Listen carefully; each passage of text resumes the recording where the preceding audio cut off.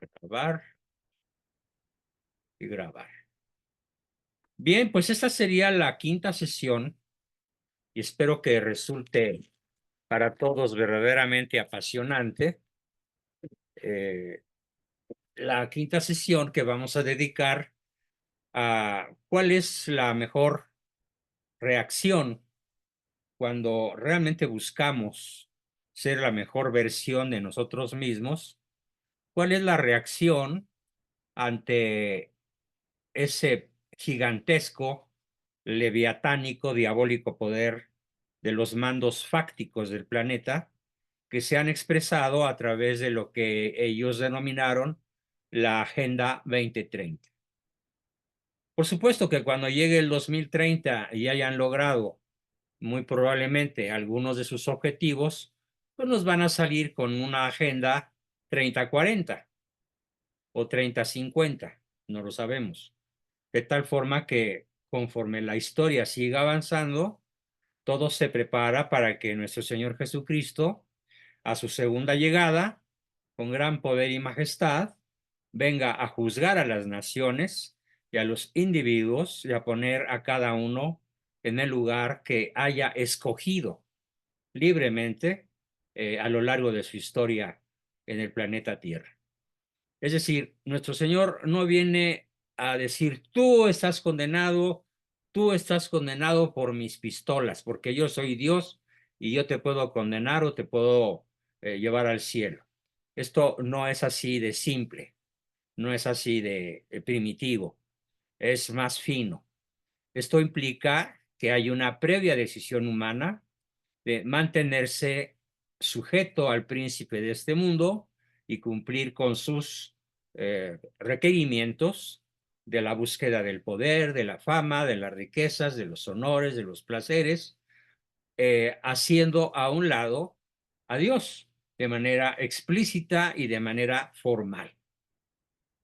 Y por el otro lado, estamos, y espero que todos nosotros lo estemos, por el lado de los que la Biblia llama los corderos o el rebaño escogido de Cristo, que en realidad somos nosotros los que lo escogemos con la ayuda de su gracia, desde luego, haciendo un vigoroso y continuo acto de virtud que nos lleva a oponernos de manera vigorosa, pero inteligente, decidida y en algunas ocasiones con incluso consecuencias del martirio, de la persecución del mundo o de la persecución de los poderosos, ¿no? Todo esto viene a colación como una introducción al tema número 5 relacionado con la Agenda 2030, que se refiere a algo que me apasiona explicar, porque conocerlo, conocer al adversario, conocerlo bien, nos va a permitir seguir desarrollando nuestra mejor versión, nuestra mejor forma de pelear, nuestra mejor forma de combatir en honor a la verdad, al bien, a la belleza y la unidad en torno a lo que es la verdad, que es Cristo. Así que hoy nos toca ver la estrategia de dominación global de la Agenda 2030. Son 11 o 12 estrategias, no sé cuántas alcancemos a explicar hoy, pero es un tema largo, profundo, apasionante.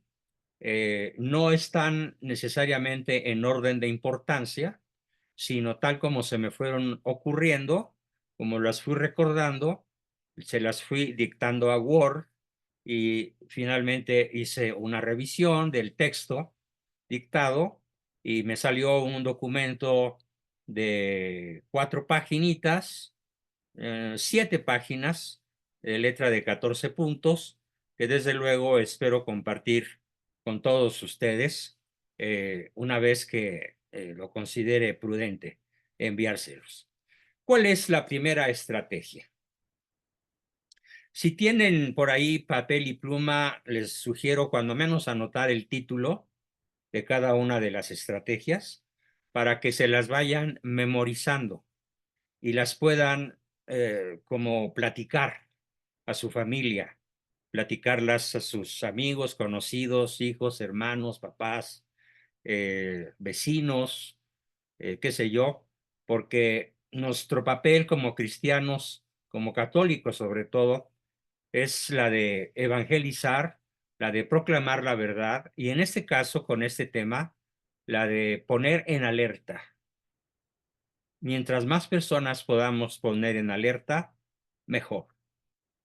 ¿Cuál es la primera estrategia de la Agenda 2030 que obviamente está lanzada a todo el planeta Tierra a través de la ONU, de la UNESCO, de la OTAN o Alianza del Tratado del Atlántico Norte y de cuanta organización de corte globalista les sirve desde hace décadas y sobre todo en este momento para expandir sus errores, su materialismo, su anticatolicismo, su odio a la vida, su odio a la familia natural, su odio a la verdad, su odio a la belleza, porque se especializan en hacer cosas horrendas.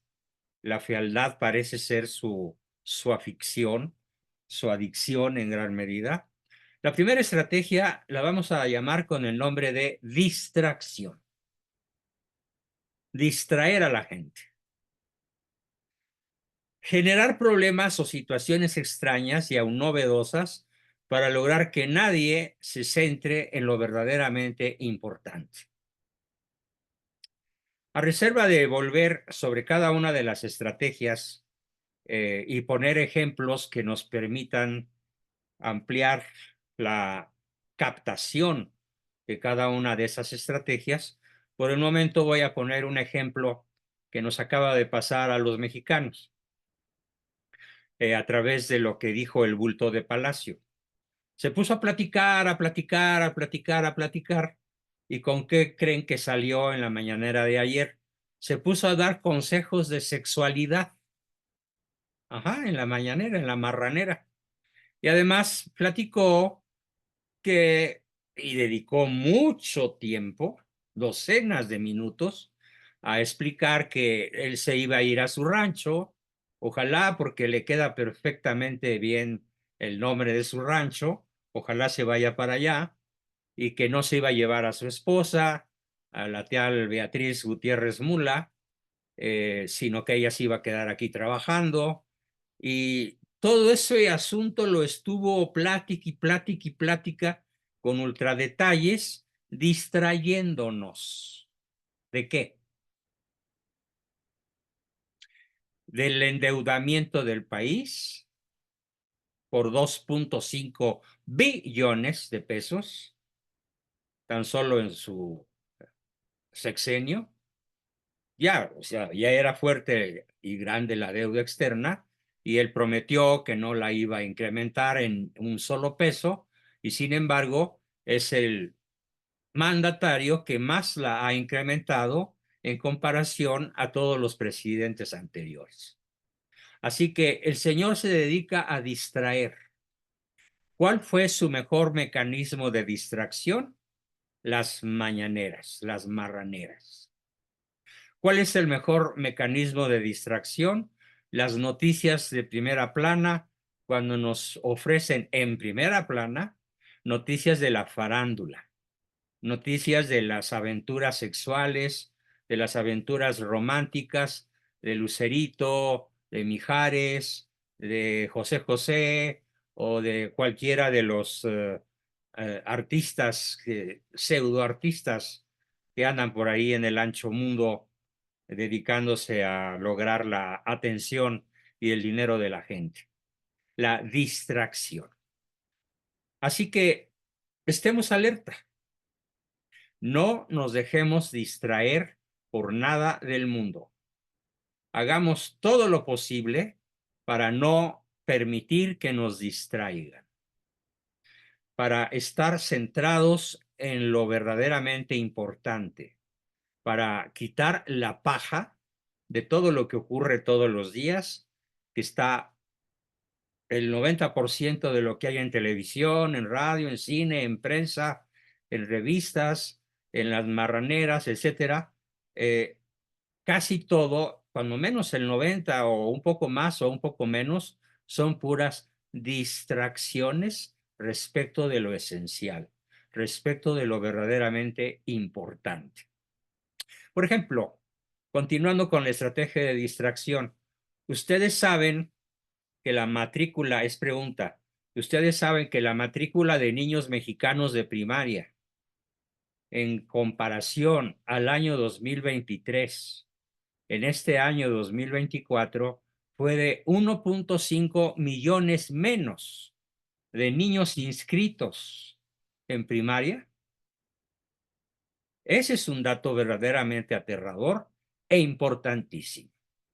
¿Alguno de ustedes lo ha oído en las mañaneras? No, para nada. Y así como ese, podríamos citar infinidad de datos más importantes. Por ejemplo, ustedes saben que con la abundancia de lluvias que hubo en la península de Yucatán, enormes tramos del Tren Falla ya se volvieron absolutamente inservibles para el resto de la historia. ¿Por qué? Porque el agua arrastró con la tierra que está debajo de los pilotes de control de cemento y acero y los dejó descubiertos y al aire. Entonces los técnicos ya dijeron que subirse al Tren Maya puede costar la vida de centenares de pasajeros si es que se les ocurre transitar por la zona de centenares de kilómetros que quedó destruida, no por un huracán, sino por eh, agua abundante, muy abundante, que inundó prácticamente toda la península.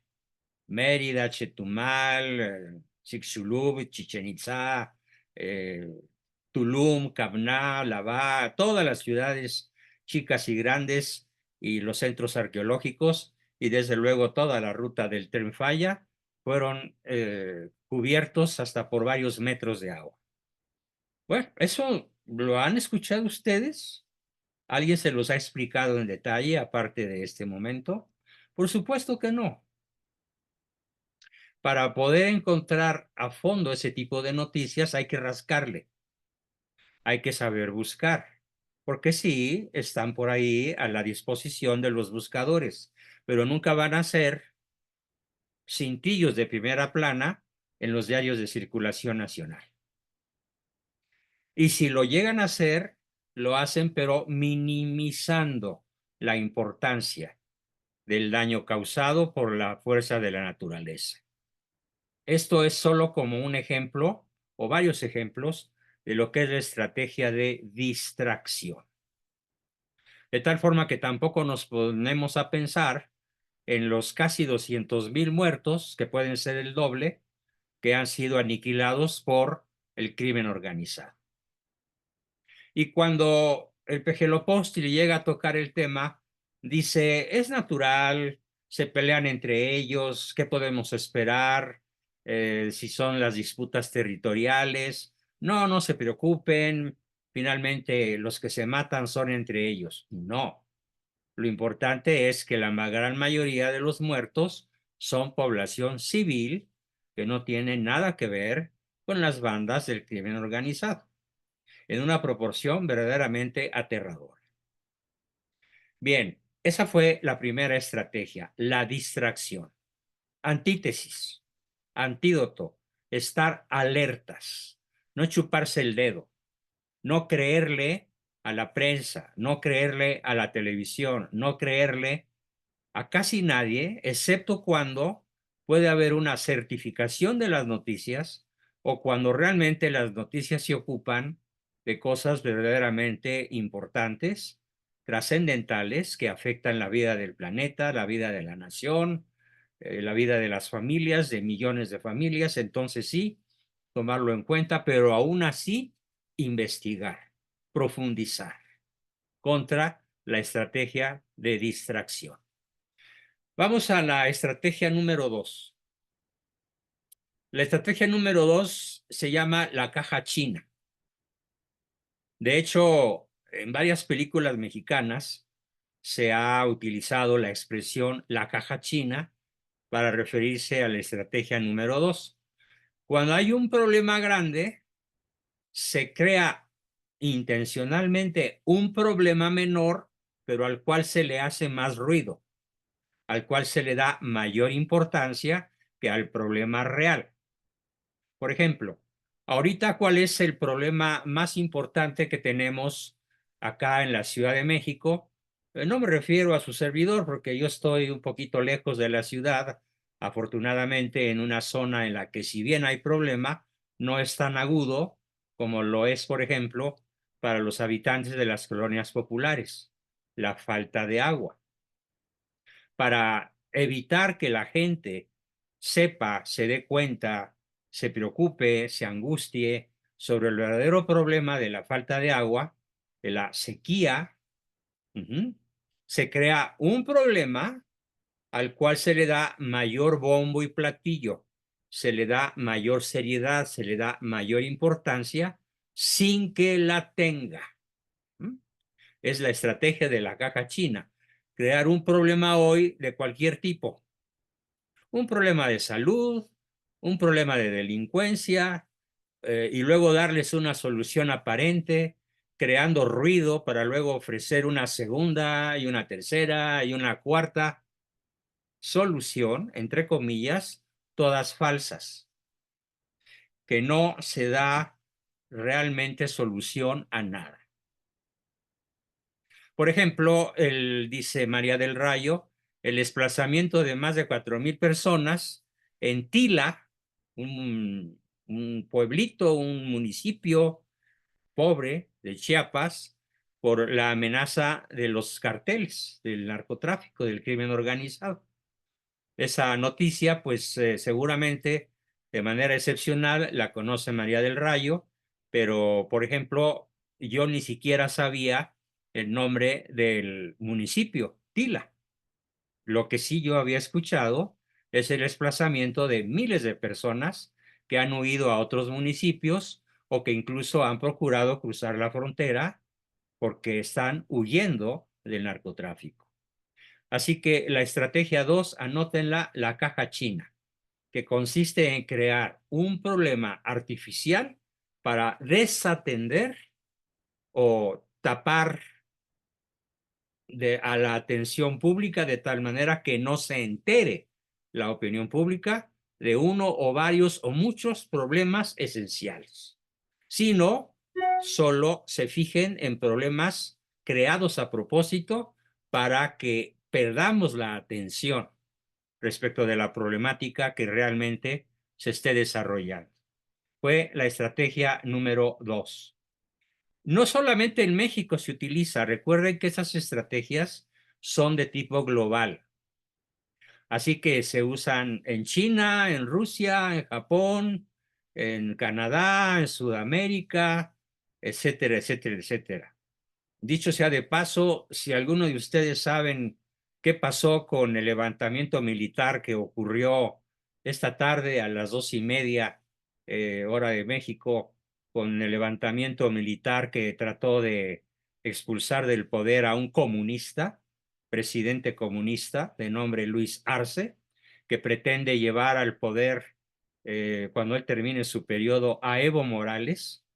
Y cuando yo digo Evo Morales, me refiero a un cáncer en 2 pies. Cáncer, literal, para el pueblo boliviano y para toda Hispanoamérica. Si alguien conoce qué ha sucedido en esos momentos, le rogaría que en el momento de las preguntas y aportaciones nos lo hicieran saber, porque debido a la preparación en la que estuve enfocado para esta sesión, no le he dado seguimiento a esa noticia. Claro, mi deseo es que el general que se levantó y que entró a Palacio Nacional en la ciudad de La Paz, ojalá se haya salido con la suya, porque es un general patriota que no quiere ver en su patria instalado el comunismo. Claro, ya se le tiró encima la ONU, ya se le tiró encima la UNESCO, ya se le tiró encima cuanta organización globalista se enteró del asunto, y ya es el ludibrio, ya es objeto de burla, de censura, de todas las fuerzas fácticas globales que siguen ciegamente la Agenda 2030.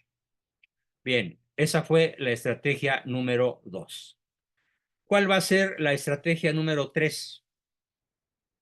Anoten una sola palabra: gradualidad o gradualismo. Me gusta más gradualidad. ¿Esto qué implica? Poco a poco, poquito a poco, como dice la canción, igual que en tierra suelta, la humedad penetra. Así te vas metiendo tú poquito a poco. Formidable letra para explicar lo que es la gradualidad. Claro, si algún gobierno globalista, comunista, socialista, como el que ya tenemos en México, sobre todo desde el último sexenio, intenta imponer de golpe una medida drástica a la luz de su ideología, de su patología, de su ambición de poder, muy probablemente va a obtener la rebeldía o la desaprobación de la mayoría del pueblo, de la nación. Pero si se hacen las cosas poquito a poco, gradualmente, como dice la canción, poquito a poco te vas metiendo, igual que en tierra suelta, la humedad penetra, así te metes tú poquito a poco. Bien, si se hace de esta manera, entonces podemos aplicar la famosa analogía de la ranita hervida. Si tú la pones de golpe en agua caliente, pues la ranita saltará y se irá, porque tiene tiempo para hacerlo. Pero si la pones en agua fría, ella nada muy contenta en los primeros minutos, sin darse cuenta de que la hornilla está prendida y de que el agua se empieza a poner tibia y luego más caliente y hasta cierto punto resulta agradable. Pero el calorcito del agua empieza a debilitar su musculatura y cuando ya el agua alcanza cierto nivel de temperatura, a lo mejor 40, 45 grados, antes de que la ranita quede cocida literalmente, ya está tan debilitada que ya no puede escapar. Podemos decir que la inmensa mayoría, cuando menos el 70% de la población mexicana, está como la ranita, ya no puede escapar. De dos cosas: del indiferentismo para no ir a votar o de la sujeción al ir a votar por Morena, a pesar de que Morena en la localidad donde ellos viven, los votantes tengan muertos en su familia, tengan secuestrados, tengan un nivel de miseria del cual solamente les saca un poquito la aspirinita esa que les dan de lo que se llama apoyos sociales, en donde su dignidad, su seguridad, su salud eh, no vale nada. Les doy un dato que conocí en la mañana y que verdaderamente me levantó los pelos de punta. ¿Ustedes saben cuántas recetas surte por día la megafarmacia que ocupa un terreno de varias hectáreas y que tiene sus anaqueles vacíos? Pero sí tiene muchos medicamentos. ¿Ustedes saben cuántas recetas surte por día la megafarmacia, según la cual, según el PEJE, iba a resolver el problema del desabasto de medicinas? Agárrense: 2.7 recetas por día. 2.7 recetas por día. Esto, cualquier farmacia de cualquier ranchería la surte. ¿Va? Podríamos incluso hablar de que en alguna ranchería de 500 habitantes o de 1000 habitantes, la farmacia del pueblo, con todo y su limitada capacidad, pues puede expedir 10, 15, 20 y tal vez más recetas por día. Muchísimas más que la megafarmacia. Así, poquito a poco, con medidas muy estratégicas, muy inteligentes, muy ajedrecísticas, pero muy perversas, se va llevando a la ranita a tal estado en el cual ya no pueda escapar de la situación que se creó a propósito en diferentes naciones. Los chinos ya no pueden escapar del comunismo. Los rusos no pueden escapar de Vladimir Putin. Los habitantes de Europa del Este no pueden escapar de la guerra. España no puede escapar de que la mitad de sus votantes sean eh, partidarios del comunismo de Pedro Sánchez y de la feroz izquierda española. Los pueblos hispanoamericanos no podemos escapar del desconocimiento de nuestra historia. No podemos escapar de que a pesar de que somos uno de los continentes más ricos de la Tierra, sobre todo México, el cuerno de la abundancia, no podemos escapar, esta ranita mexicana no puede escapar del hoyo, de la pobreza de cuando menos 54 millones de mexicanos que viven en la pobreza extrema y unos 30 millones con un promedio de $1 por día. O sea, 17 pesos diarios, así como lo oyen. La ranita ya no puede escapar.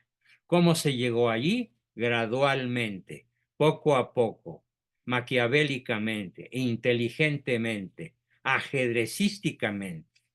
Y entonces, cuando el narcosistema les da sus 3,000 o 6,000 pesitos cada mes o cada bimestre, la ranita dice, gracias.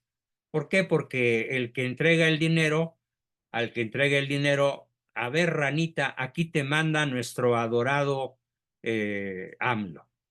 Y la gente se lo traga.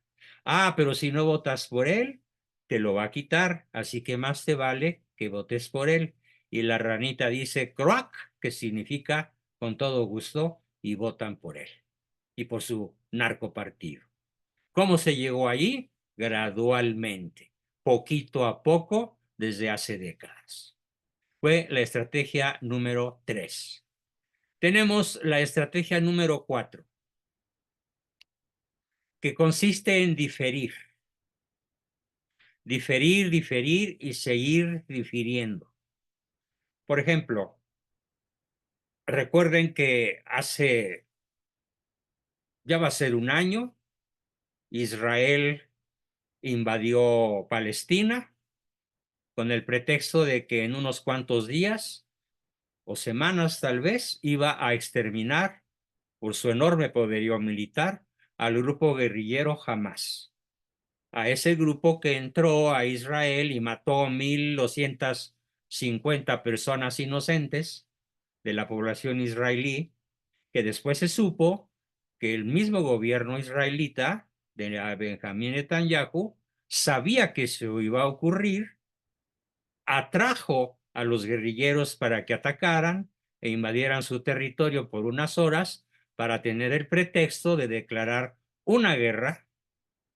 Y si vemos las noticias de todos los días, Israel y Hamás se sentaron para discutir los términos de la paz. Y al día siguiente, los acuerdos para firmar la paz en Palestina se tuvieron que posponer, porque no se llegó a acuerdos debido a la tosudez de los dos bandos o de uno de los dos. Ah, pero ya hay otra fecha. Y así nos traen, posponiendo, posponiendo, posponiendo la solución por la que ya hay marchas multitudinarias en diferentes países de la Tierra, sobre todo en el área afectada, para que se logre la paz. Pero de lo que podemos estar seguros es de que la Agenda 2030 va a seguir funcionando para que la solución de la paz en esa región mártir de la Tierra se siga posponiendo. Y si nos venimos a México, ¿qué se ha pospuesto? Pues la inauguración completa del Tren Falla, que ya nunca se va a lograr. Se ha pospuesto la fecha en la cual la refinería Dos Bocas estaría produciendo. Dijo el bulto de Palacio, me dejo de llamar Andrés Manuel si para el mes tal la refinería no está produciendo. Y entonces ahora ya muchos editorialistas le preguntan al presidente, ¿y ahora cómo te llamas? Porque ya no te puedes llamar como te llamabas, porque dijiste que si no se lograba te dejarías de llamar Manuel Andrés. Bien, y así posponer, posponer, posponer, posponer. Y esto se llama la táctica de la zanahoria que cuelga del burro. Cuando el burro avanza, la zanahoria se mueve. Hay una varita que le sale de entre las orejas, atada a su espalda, y en la punta de la varita que sale y se coloca en la punta de esa varita, se coloca una zanahoria, sí, queda invariablemente lejos del alcance de la boca del hocico del burro, pero al moverse da la impresión de que se acerca y desesperadamente tira al aire una tarascada, o varias o muchas, con la esperanza de que finalmente la zanahoria va a estar en sus fauces. Y esa zanahoria nunca llega. Respecto de infinidad de cosas, la gran mayoría de las naciones de la Tierra podemos decir que somos unos burritos que tenemos la esperanza de podernos zampar la zanahoria que nos prometen los poderosos. Se resolverá el problema del agua, se resolverá el problema del desabasto de medicinas, se resolverá el problema de la guerra, se resolverá el problema de la inseguridad. Para tal fecha ya no habrá más muertos. Para tal fecha habremos terminado de pagar la deuda externa, etcétera, etcétera, etcétera, etcétera. Diferir, diferir, diferir y seguir difiriendo para que la gente lo asuma. Y entonces las personas en el fondo pensamos que el futuro va a ser mejor, pero ese futuro que imaginamos como mejor nunca llega, nunca va a llegar. Y esto es como la de la señora que dice, me voy a poner a dieta, pero hoy no, mañana comienzo. Y mañana vuelve a decir lo mismo, hoy no, comienzo mañana. Como las tienditas que tienen un letrero detrás del mostrador que dice, hoy no se fía, mañana sí. Pero al día siguiente se vuelve a leer el mismo letrero que dice, hoy no se fía, mañana sí. Así que la táctica de la posposición es la estrategia número 4, con solo una palabra: diferir, posponer, retrasar. Cualquiera de las tres significan lo mismo, pero a mí me gusta más el término diferir.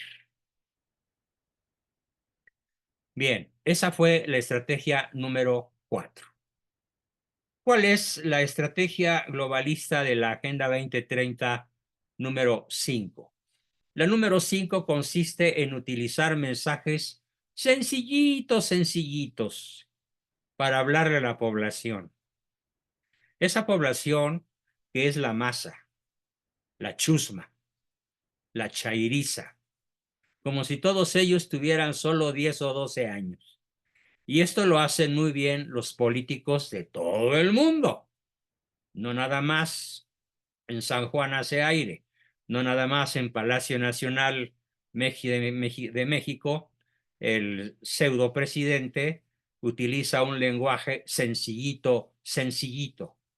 Los analistas del lenguaje que utiliza el Pejelopostli nos dicen que no utiliza en cada mañanera, ojo, más de 150 palabras diferentes. Cuando, por ejemplo, yo he constatado que en una conferencia mía como esta, de 40 minutos, yo puedo llegar a utilizar hasta 1500 palabras distintas. Cuando utilizo sinónimos, giros del lenguaje, cuando utilizo conceptos profundos que después me veo obligado a explicar qué significó tal cosa, como cuando alguien me preguntó qué significa procrastinación, etcétera. Entonces, seguramente el peje sabe más de 150 palabras. Tal vez se sepa 1000, concediéndole una gran cantidad, pero no las usa. Utiliza el lenguaje más sencillo posible para poderse dirigir, para poder llegar al corazón, a la mente, al cerebro de una población a la que intencionalmente, como lo vamos a ver más adelante, se ha dejado intencionalmente analfabestia, alejada del conocimiento de las matemáticas, de la ciencia, de la tecnología, pero sobre todo de nuestra historia, de la ética, de la filosofía y de las ciencias que realmente podrían regir la vida de las mejores personas. Entonces, este lenguaje es utilizado de una manera muy eficiente y muy eficaz porque así el pueblo llano, como se decía en la época de la Revolución Francesa, el pueblo llano, y ahora la chairiza, pueden entender el mensaje de que los conservadores, los neoliberales, los emisarios del pasado eran corruptos y solamente querían sus privilegios y seguirnos robando, pero nosotros somos los buenos, ellos son los malos, nosotros somos los inteligentes, ellos son los tontos, nosotros somos los honestos, ellos son los deshonestos, nosotros somos los cultos, ellos son los ignorantes. Nada más recuerden el discurso que dio en el debate contra Xóchitl Gálvez, la que ahora presume de ser la próxima presidente. Nosotros somos y ustedes son. Todo lo bueno para ella, todo lo malo para su adversaria. Esa fue la estrategia número 5. La simplificación del mensaje.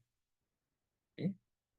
Simplificación, vamos a utilizar esa palabra, la simplificación al mínimo del lenguaje, el empobrecimiento del lenguaje para llegar a la gran masa. Después vamos a hacer un recorrido revisando cada estrategia, pero ya no desde el punto de vista descriptivo, sino desde el punto de vista, bueno, ¿y ahora qué me toca hacer a mí? ¿Qué me toca hacer a mí ante la distracción, ante la caja china, ante la gradualidad, ante el diferimiento, ante el lenguaje reducido a la máxima sencillez estúpida, o la estrategia 6? La estrategia 6 consiste en algo verdaderamente maquiavélico, por no decir diabólico. Consiste en no hablarle a la inteligencia, no hablarle a la razón, sino hablarle a las emociones.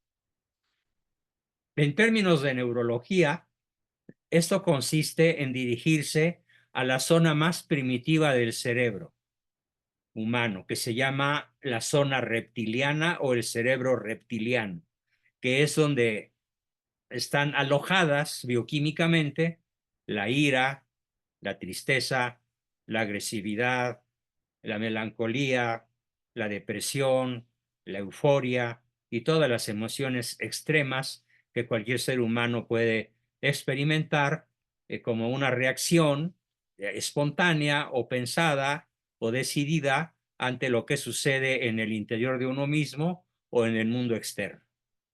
Dirigirse a las emociones con muchísima énfasis, poderosamente enfático hacia las emociones, pero no a la razón.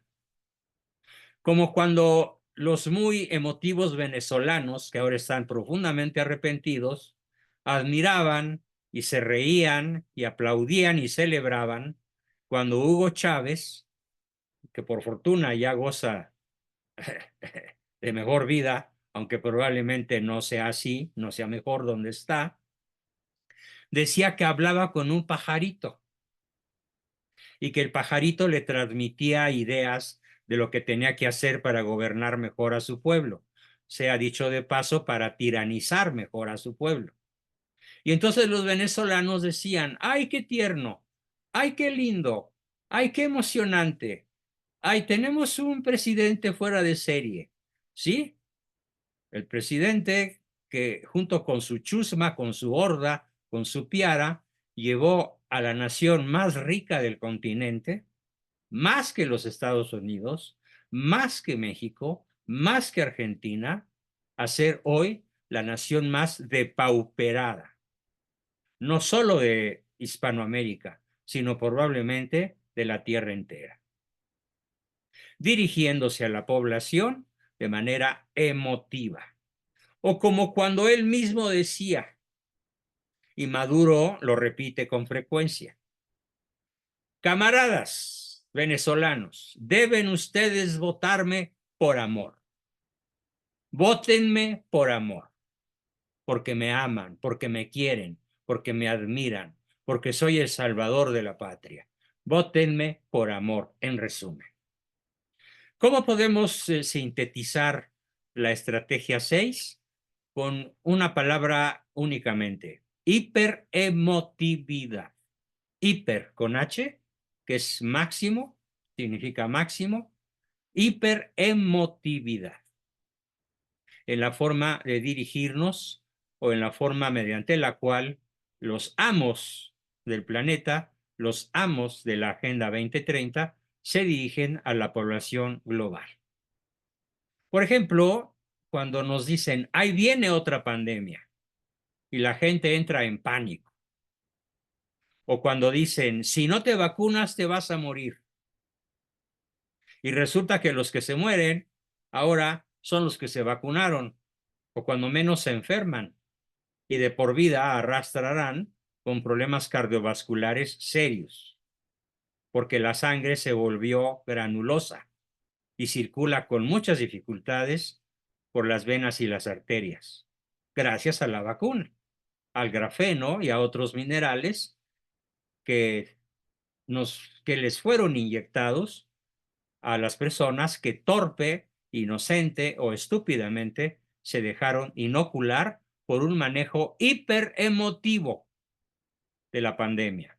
Así como acá en México la pandemia se manejó con un detente, con una estampita del Sagrado Corazón que sacó el Pejelopostli y dijo, con esa estampita vamos a detener la pandemia. Y el pueblo se la tragó porque, ay, el presidente tiene autoridad moral para detener la pandemia. Y se dejaron de tomar decisiones de carácter sanitario colectivo que hubieran impedido la muerte de cuando menos 300,000 mexicanos que nunca debieron haberse muerto. ¿Por qué se murieron? Porque fueron pescados por el lenguaje hiperemotivo de los que manejaron el asunto, como el pseudo doctor Hugo López Gatell, como el mismo Bulto de Palacio y otras muchas autoridades que dijeron, no, no pasa nada, abrázalo, sal de tu casa, paséate, no pasa nada. Pues claro que pasó. Bien, hasta aquí tenemos entonces ya 6 estrategias explicadas. En la sesión de lunes continuaremos viendo las otras 6 estrategias que van a ir creciendo vamos a decir, de impacto, van a ir creciendo en su grado de eficiencia, de eficacia, de poder maligno para poder controlar, dirigir y aniquilar espiritualmente y si se puede también físicamente a las grandes masas de población, porque además los poderosos dueños de la Agenda 2030 dicen que somos demasiados y que lo ideal sería reducir la población del planeta Tierra a una tercera parte de los que hoy somos. Algo así como de 8,000 millones a tan solo 2,5 mil millones.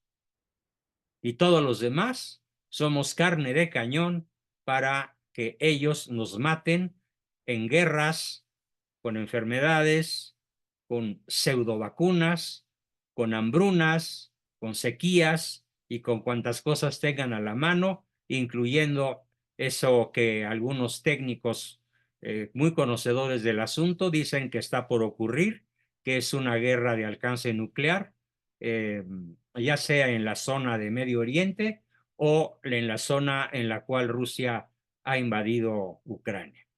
En fin, con eso terminamos y comenzamos con nuestra sesión de participaciones. Adelante, por favor. ¿Quién quiere comenzar? Déjenme pausar y continuar.